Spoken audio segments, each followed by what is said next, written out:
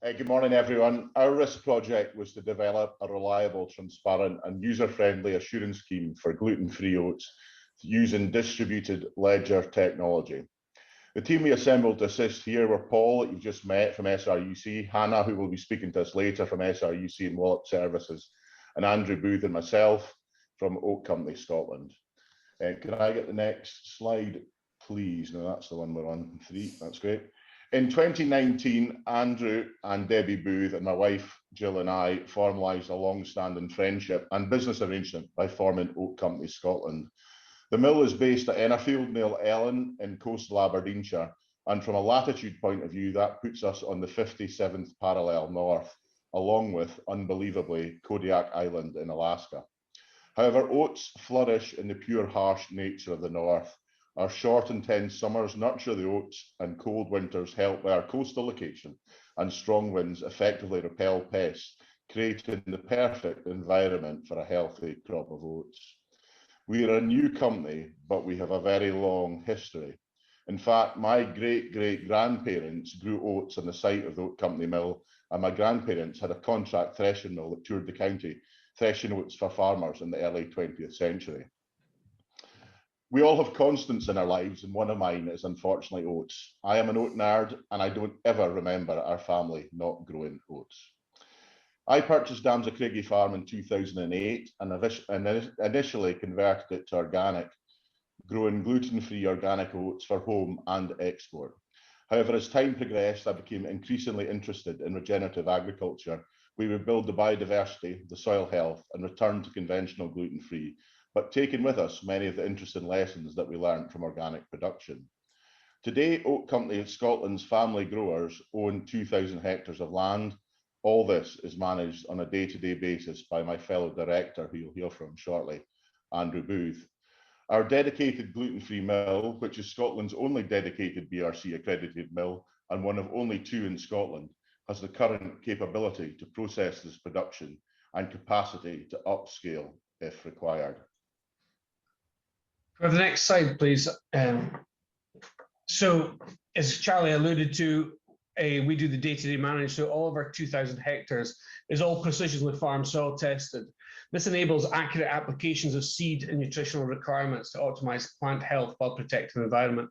All our crops are inspected multiple times during the growing season and are independently inspected by qualified agronomists for row plants. Oatco's traditional cultivation established protocols include strict rotation and tillage systems that help mitigate potential disease and contamination.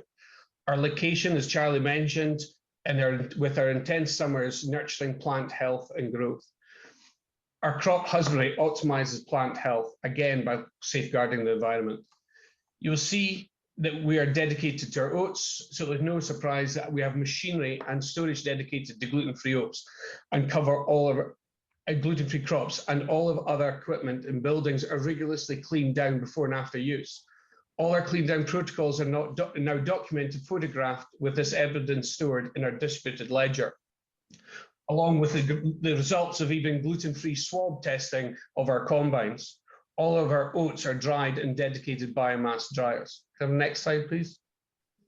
We have based our production protocols from field to the factory to deliver the globally accepted gluten-free levels of below 5 parts per million, exceeding the current European standard of 20 parts per million. Our dedicated plant is now accredited with BRC with an A grade and is certified gluten-free. Whilst we have developed these protocols to deliver for our consumers a fully assured traceable product, we wanted to be able to demonstrate this assurance in a fully transparent manner. Hence why we approached SRUC to help us provide an insurance and a traceability tool for gluten-free oats. Next slide, please. The outcome will be a fully transparent distributed ledger. This captures every stage of our cultivation, growing, harvesting, storage, processing, bagging, and distribution to the consumer, and opens up the possibility of capturing everything until the consumer receives it. What we have learned is this project can be rolled out beyond gluten-free oats to the wider cereal industry, to digitize grain passports, or even capture all amazing data we've already heard about today.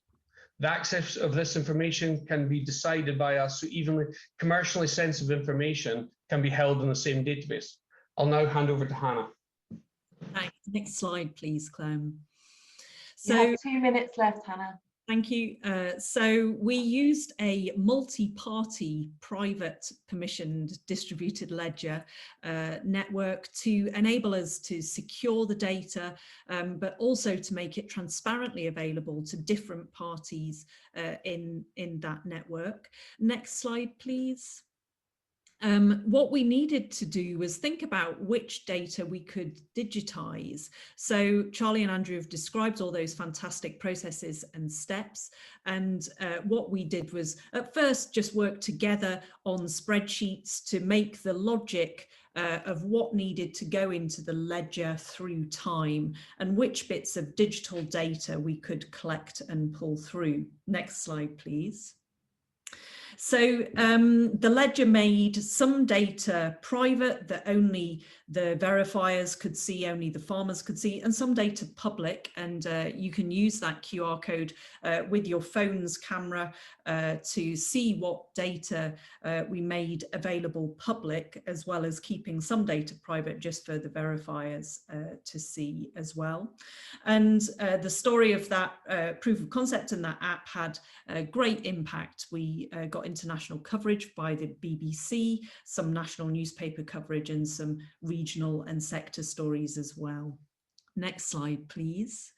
There's also a case study video that you can watch if you've got a bit more time. That's had over 130 views so far and has been really useful for the sector to get a bit more knowledge about distributed ledger technologies and what we did in the project. So do view that as well.